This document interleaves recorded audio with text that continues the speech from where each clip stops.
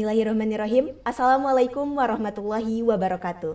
Halo cendekiawan muda, selamat datang di podcast Universitas Muhammadiyah Sukabumi, Voice Me, Umi Bersuara. Bersama saya, Koni Damayanti. Cendekiawan muda, keuangan merupakan salah satu hal yang cukup krusial yang selalu dibicarakan di berbagai bidang. Oleh karena itu, diperlukan pengelolaan yang sangat baik oleh sosok hebat yang mengerti akan hal tersebut tentunya. Nah, pada episode kali ini kita akan berbincang secara langsung dengan Wakil Rektor 2 Universitas Muhammadiyah Sukabumi, Ibu Dr. Ike Rahmawati MSI. Assalamualaikum Ibu. Waalaikumsalam warahmatullahi wabarakatuh. Ya, selamat pagi Ibu. Pagi. Selamat menjalankan ibadah puasa sebelumnya. Iya, sama-sama ya. Semoga kita sehat selalu untuk senantiasa menjalankannya. Iya, betul Ibu. Ibu, apa kabarnya? Alhamdulillah, baik, sehat. Baik ya Ibu. Iya. Semoga puasanya ini dilancarkan terus ya Bu ya. Amin ya rabbal alamin. Ibu, nah ini merupakan tahun atau periode kedua Ibu menjabat sebagai Wakil Rektor 2. Betul. Bagaimana perasaannya Bu? Kalau perasaan ya tentu saja ini berkolaborasi dalam hati Ibu. Pertama, Ibu itu bertanya pada diri sendiri. Ini adalah suatu kepercayaan yang diberikan kepada Ibu. Awalnya Ibu merasa ragu karena bidang keuangan ini lumayan berat. Tetapi Ibu memiliki niat dalam hati, jika sesuatu itu datang menghampiri, diberikan oleh orang, itu adalah suatu amanah. Maka Ibu akan menjaga amanah itu dengan sebaik-baiknya. Dijalani saja, kemudian juga kita harus tetap istiqomah dalam menjalankan amanah tersebut. Amin Ibu ya. Semoga dilancarkan terus. Amin. Ya. Ibu bisa tolong dijelaskan kepada cendekiawan muda di rumah nih Ibu mengenai Wakil Rektor 2 ini membawahi bidang apa saja sih? Baik. Wakil Rektor 2 ini kan bidang administrasi keuangan, administrasi umum, sumber daya manusia, sarana dan prasarana. Jadi ada 4 hal yang Ibu memiliki tugas di Universitas Muhammadiyah Sukabumi ini. Kalau dalam bidang keuangan itu bagaimana mengelola keuangan dari mulai mencari sumber dana sampai dengan nanti kita itu mengaudit dana yang ada yang dikelola oleh Universitas Muhammadiyah Sukabumi ini. Runtutannya itu sesuai dengan apa yang diamanatkan oleh Majelis Litbang Dikti, bahwasannya setiap PTMA yang ada di bawah naungan Muhammadiyah itu harus memiliki 4 hal dalam pengelolaan keuangannya. Yang pertama adalah memiliki sistem. Ya.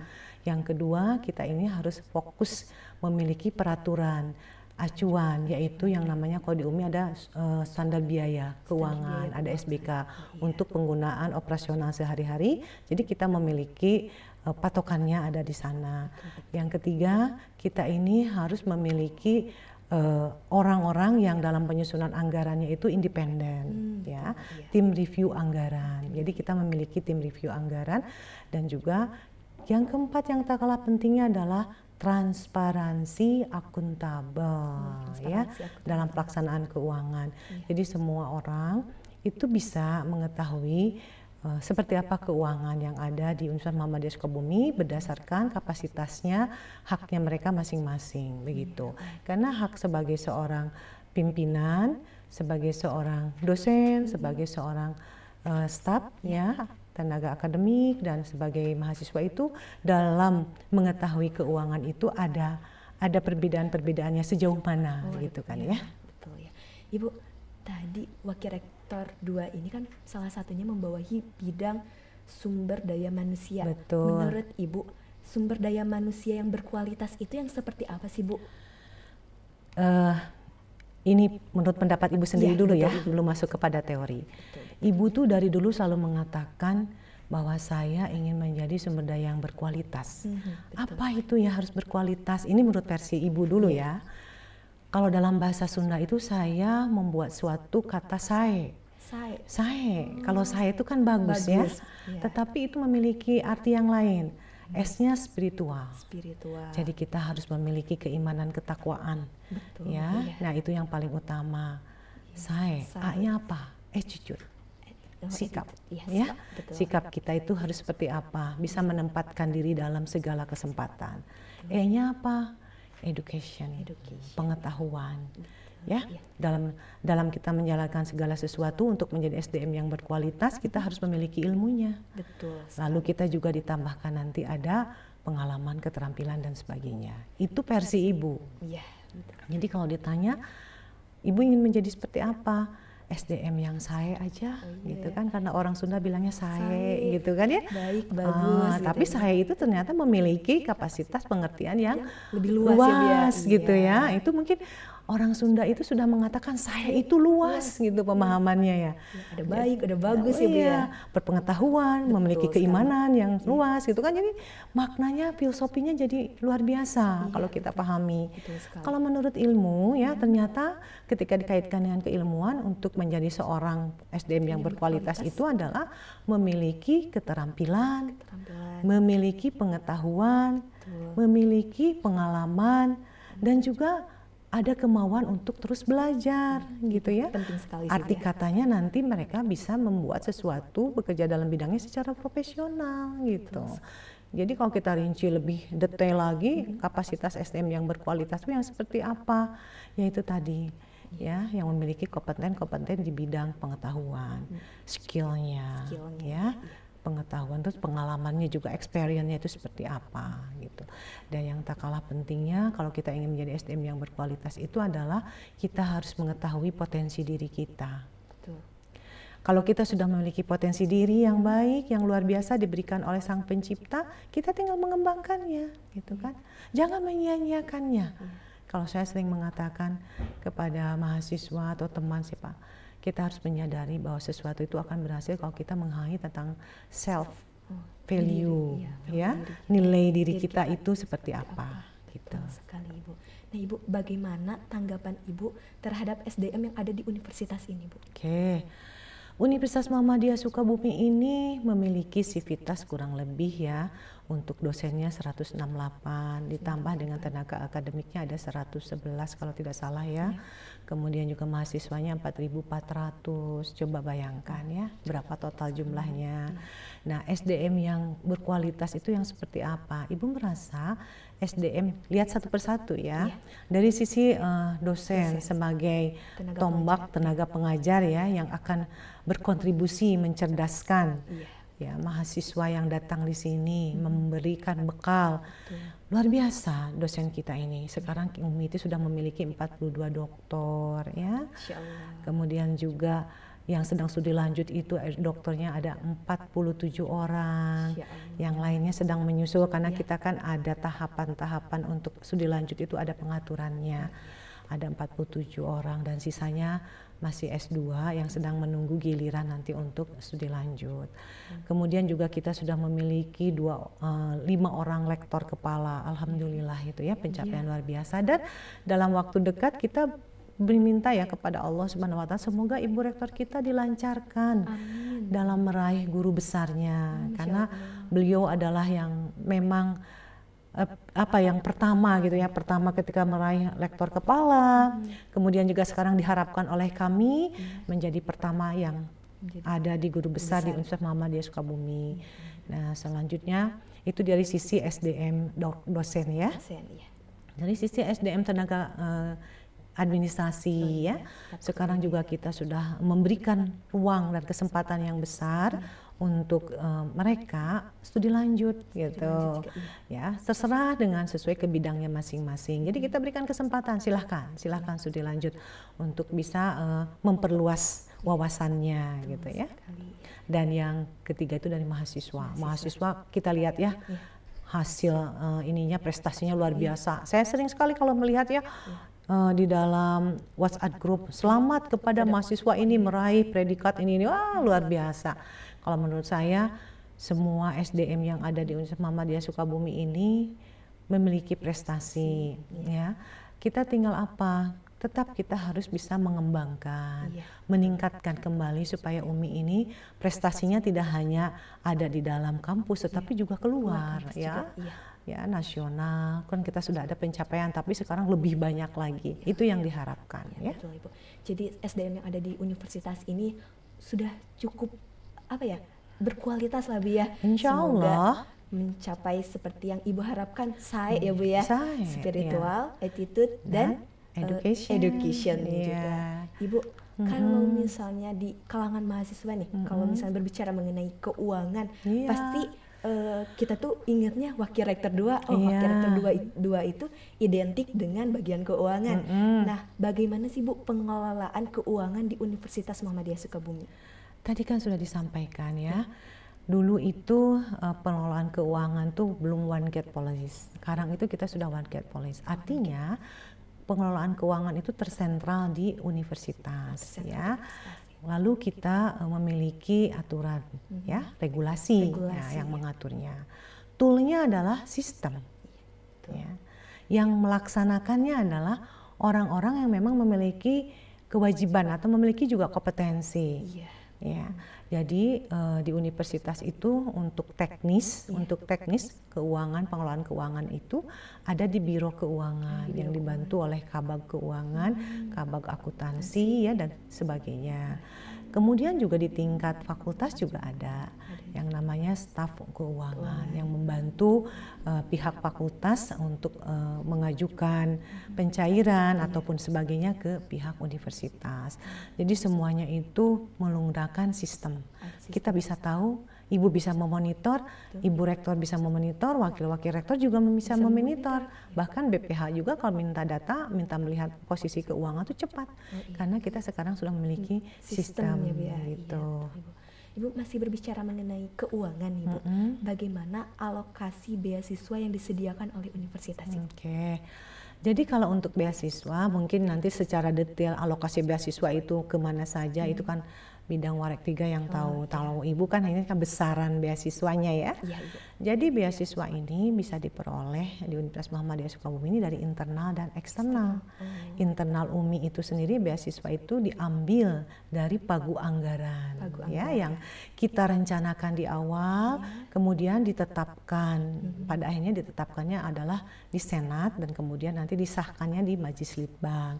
Berapa besarannya ya? Kalau saya melihat besaran beasiswa eksternal itu masih lebih besar dibandingkan dengan beasiswa internal. Kenapa ibu seperti itu? Karena operasional yang ada di Universitas Muhammadiyah Sukabumi itu sangat banyak. Jadi kami berusaha untuk memberikan proporsi yang menurut kami ini adalah masih layak. Gitu ya. Walaupun mungkin kurang banyak Bu. Nanti kalau misalnya semua masuk ke beasiswa, ibu nggak bisa mengembangkan yang lainnya. Contohnya, ibu kan sekarang sedang menggenjot bagaimana pengembangan studi lanjut dosen sejalan dengan apa yang dimintakan oleh Majelis Litbang PP Muhammadiyah bahwa kita sekarang sedang percepatan doktor. UMI pun begitu. Jadi ada dana-dana yang memang harus kita siapkan ke sana. Tapi ibu juga tidak mengabaikan untuk beasiswa mahasiswa. Ya, dari KIP itu kan luar biasa. Pak Warek 3 itu berupaya mencari beasiswa KIP. Ibu rektor dan jajarannya kemarin juga berupaya mencari beasiswa dari mitra. Untuk tahun depan yang akan datang, insya Allah beasiswa-beasiswa itu dengan upaya yang keras dari pihak pimpinan rektorat yang sekarang itu akan dirasakan oleh mahasiswa gitu. Insya Allah sekali Ibu ya. Ibu, kita akan beralih kepada sarana dan prasarana karena sarana dan prasarana juga merupakan bidang yang dibawahi wakil rektor 2 ya Bu ya. Coba Ibu boleh tolong dijelaskan Ibu terkait sarana dan prasarana yang ada di Universitas Muhammadiyah Sukabumi ini. Baik, kalau sarana dan prasarana kita ini kan di lahan yang 1000 meter persegi juga kurang ya. Kalau nggak salah 980 meter persegi yang ada di Jalan RH Samsudin ini. Ya, ini kampus kita yang pertama, kampus 2 kita ada di Surade ya. Nah, kemudian juga kita memiliki lahan yang rencananya itu adalah untuk pengembangan kampus dan sebagainya itu ada di Pasir Malang, hampir 13 hektar. Besar ya. Tapi kita masih mencari dana untuk bisa mengembangkan lahan-lahan tersebut. Jadi kita terfokus ada di lahan kampus 1 ini sekarang. Nah, untuk kampus 1 ini kita memiliki kelas ya, kelas gedung A ya, B, C, D dan E. Sekarang ada gedung F ya, gedung G ya. Gedung G yang baru itu. Nah, di lahan yang sebesar 1000 meter persegi kurang ini, kita berupaya untuk bisa memfasilitasi kegiatan sivitas. Ada gedung, ada ruang kuliah, ada laboratorium, ada ruang olahraga, tempat olahraga, ya ada kan.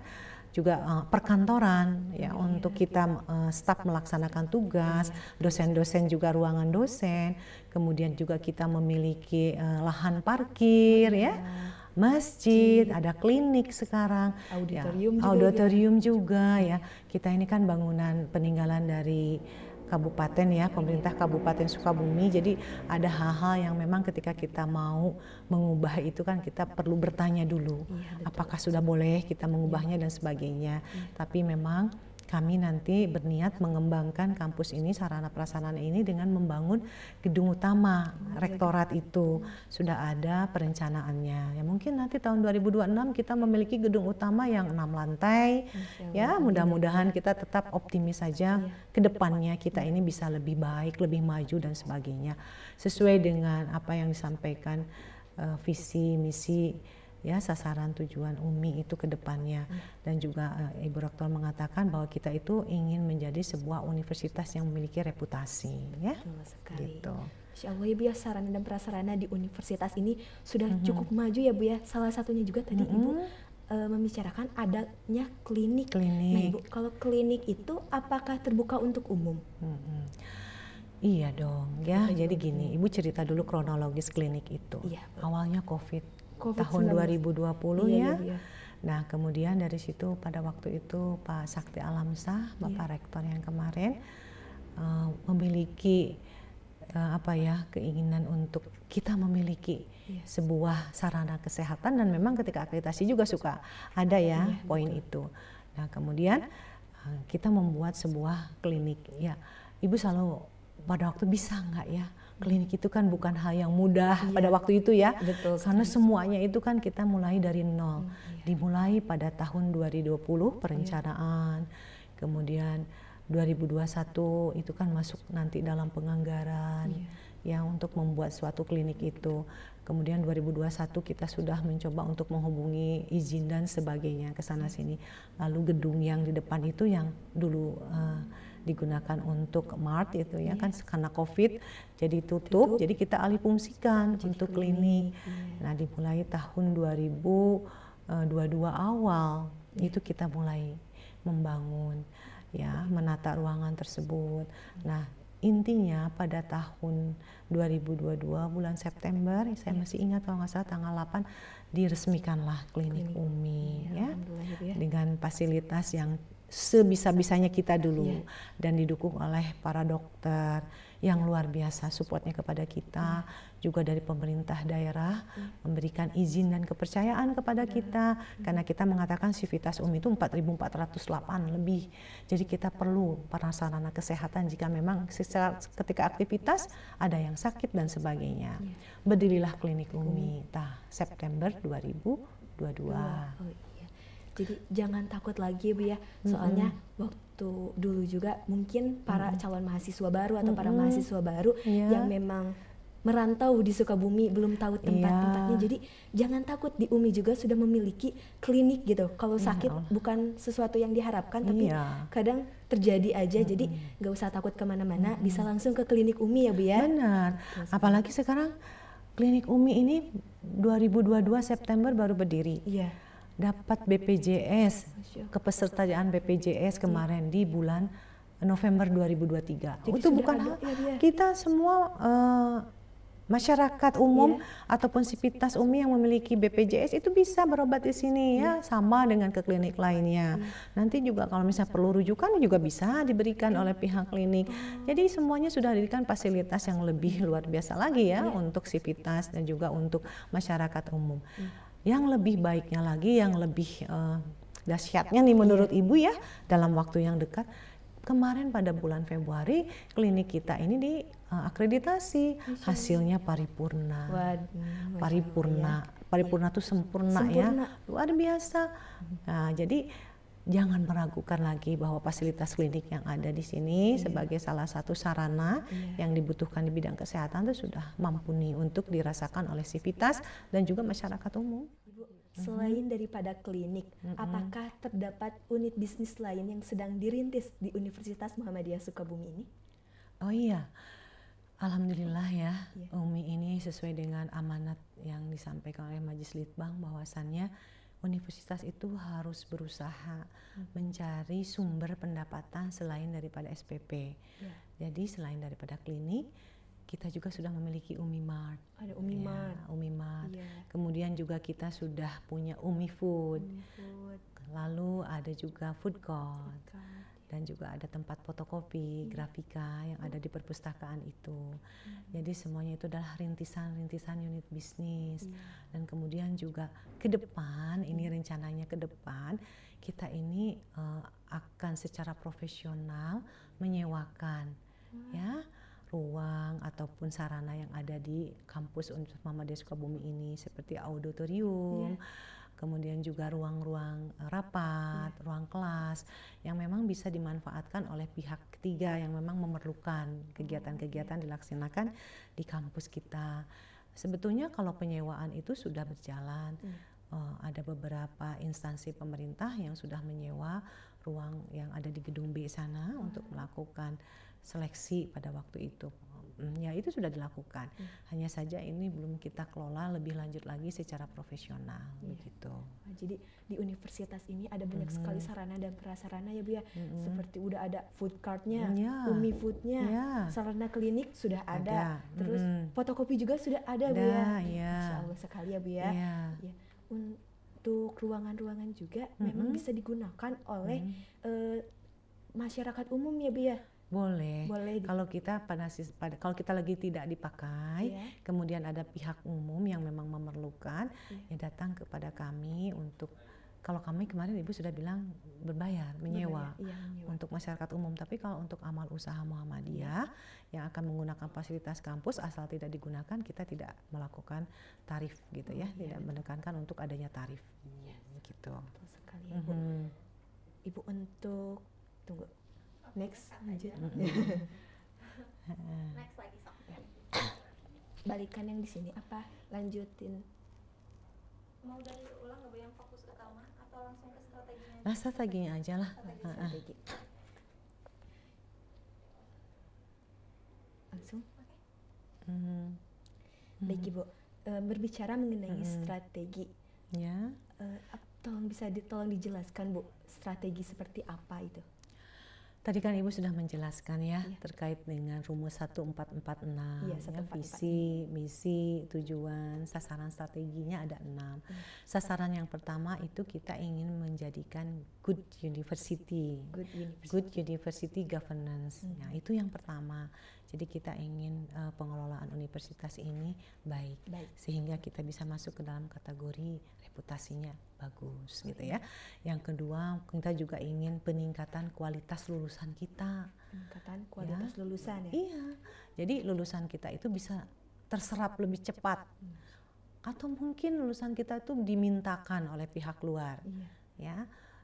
Itu yang luar biasa. Ya.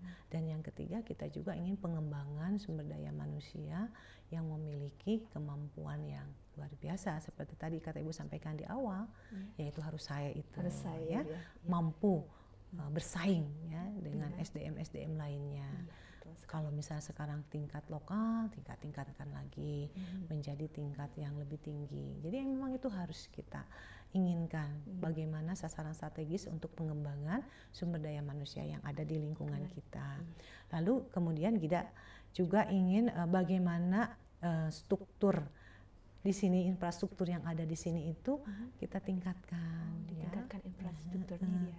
Fasilitas yang bisa diberikan kepada sivitas itu lebih baik, memberikan kenyamanan sehingga orang itu betah untuk bekerja. Kalau untuk kita dosen dan staf, untuk mahasiswa untuk belajar gitu ya.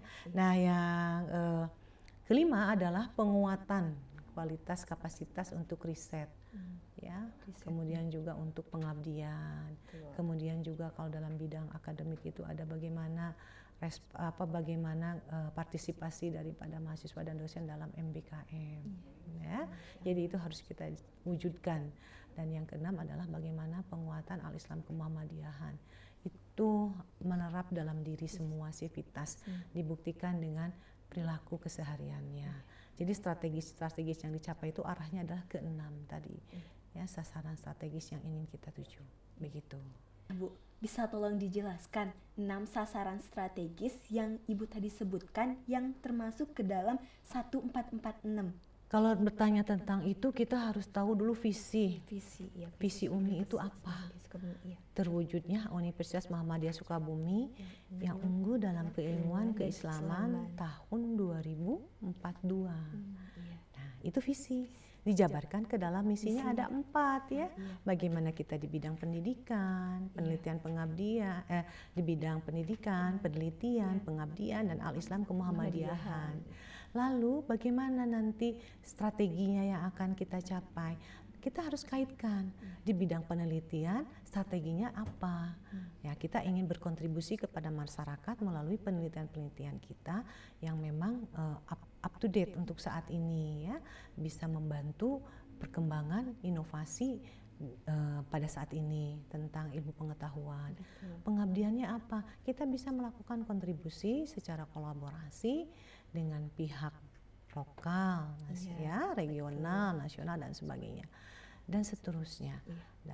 Nah, itu dituangkan dalam strategi-strategi kita. Di bidang pendidikan, strategi kita apa? Ya, kita ingin menghasilkan lulusan yang memang memiliki hasil yang baik, gitu ya, memiliki inovasi, ya, memiliki keunggulan dari lulusan kita. Strateginya diarahkan ke situ untuk dari sisi pengeluaran daripada pendidikan. Dari penelitian apa? Kita mengeluarkan hasil riset yang bisa diterapkan di masyarakat.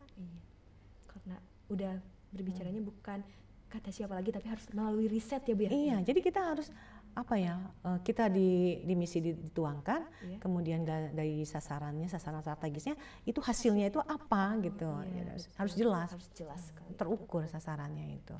Begitu. Kalau dalam misalnya ya, dalam pengabdiannya kita itu bisa membantu betul-betul di lapangan dengan mahasiswa dan dengan kolaborasi dosen mahasiswa untuk memang melakukan pengabdian di masyarakat dan menghasilkan apa yang nyata gitu untuk kepentingan masyarakatnya gitu. Strategisnya seperti itu. Jadi sesuai dengan visi misi dari universitasnya terlebih dahulu. Kemudian kan ada tujuan ya. Ada tujuan. Nah, sasaran strategisnya itu berdasarkan kepada tujuannya. Kalau saya ini punya rumusnya 1446. Satu misi, 4 misi. Satu visi, 4 misi, 4 tujuan dan 6 strategi pencapaian. Jadi 1446. Sangat mudah dihafal ya, 1446. Kebiasaan Ibu tuh dari zaman dulu kan Ibu orang sosial ya. Hafalan-hafalan itu suka disingkat-singkat jadi ingat gitu. Iya betul sekali.